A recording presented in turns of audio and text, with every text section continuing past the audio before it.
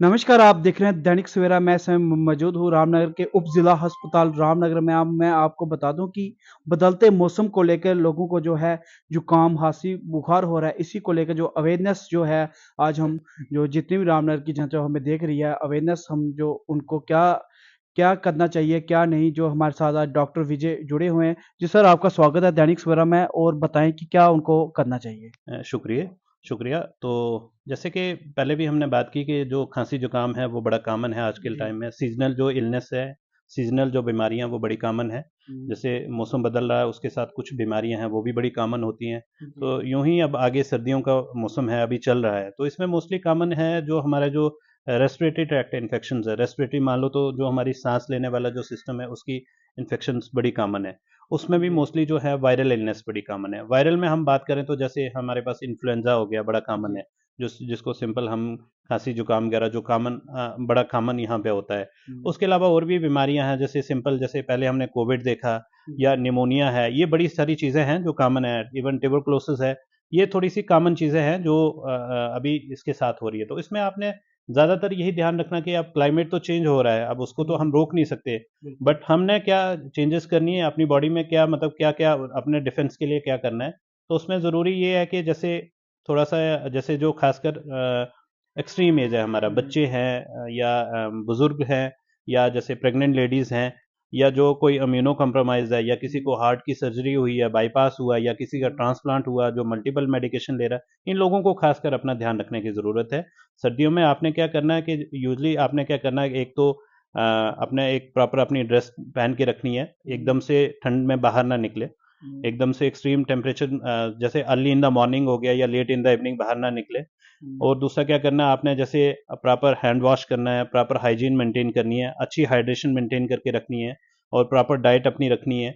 Number दो, कभी भी आप क्राउडिंग वगैरह जहाँ भी मतलब जहाँ पे भी गैदरिंग वगैरह है वो थोड़ी सी आपने अवॉइड करनी है। जी। क्योंकि होता क्या है कि जो रेस्पिरेटरी ट्रैक्ट इन्फेक्शन होने का भी कारण ये है कि मान लो नॉर्मल इतनी सी जगह में अगर जितने ज़्यादा लोग हैं तो एक वो बंद जगह बन जाती है। तो हर कोई जब हम सांस ले रहे होते हैं तो कुछ ना कुछ जो है, हम जैसे बाहर जो ये हमारे जो ड्रॉपलेट्स आते हैं उसमें हुँ। वो बैक्टीरिया या फंगस है या बैक्टीरिया है या वायरस है, वो कीटाणु जो है वो चलते रहते हैं। तो मान लो अगर बंद जगह में हम हैं तो एक एक आदमी कई लोगों को इन्फेक्ट कर सकता है, जो हमें कोविड ने खूब सारा हमें सिखाया है।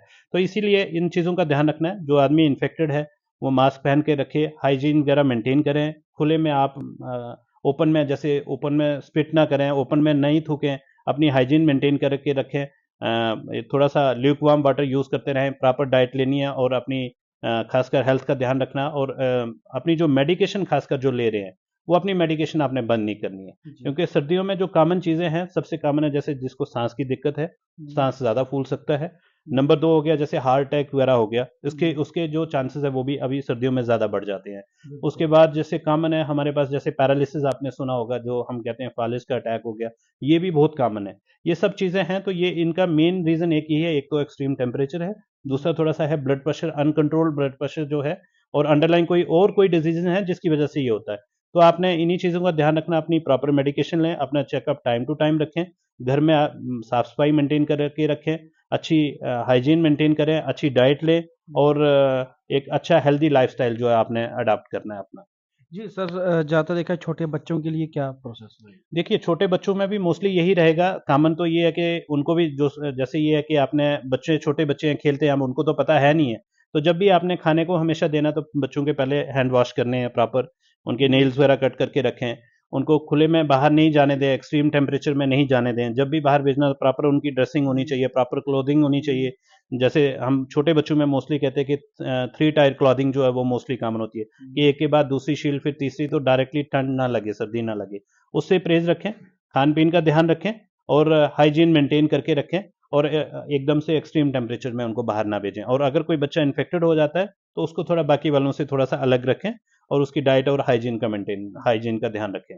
सर, जैसे कि प्रेग्नेंट लेडीज़ हैं उनके लिए क्या रहेगा? प्रेग्नेंट लेडीज़ भी हमेशा जो है एक ये इम्यूनो कॉम्प्रोमाइज़ स्टेट है। इम्यूनो कॉम्प्रोमाइज़ वही होगी, मान लो, जिसमें कि आपकी जो थोड़ी-सी अपना इम्यून सिस्टम है वो थोड़ा-सा कमज़ोर होता है, तो वो बहुत जल्दी जो है वो इन्फेक्शन जो है वो जी। कैच कर लेते हैं एक से दूसरे में, और फिर उसको ठीक होने में भी थोड़ा-सा टाइम लगता था। जी। उसमें भी आपने इन्हीं चीज़ों का ध्यान रखना है कि आपने प्रॉपर जो है मोस्टली यही है कि आप भी जैसे एकदम से ठंड में ना निकलें, क्लाउडिंग जो क्राउडिंग वाली प्लेसेस है, जहाँ ज़्यादा गैदरिंग हो रही है वहाँ ना जाएं, कोई इन्फेक्टेड लोग हैं उनसे आप दूर रहें, फिर आप प्रॉपर अपनी हाइजीन मेंटेन करके रखें, डाइट आपने अच्छी रखनी है, हाइड्रेशन मेंटेन करके रखनी है, और अपनी अगर मेडिकेशन चलनी है तो वो प्रॉपर टाइम टू टाइम आपने लेनी है।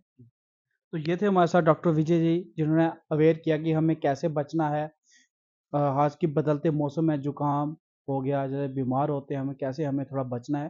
तो इन्होंने बहुत ही अच्छी जानकारी दी और आगे भी हम ऐसी जानकारी जो है आप तक पहुंचाते रहेंगे। मुझे और मेरे कैमरामैन को दीजिए इजाज़त। धन्यवाद। जय हिंद, जय भारत।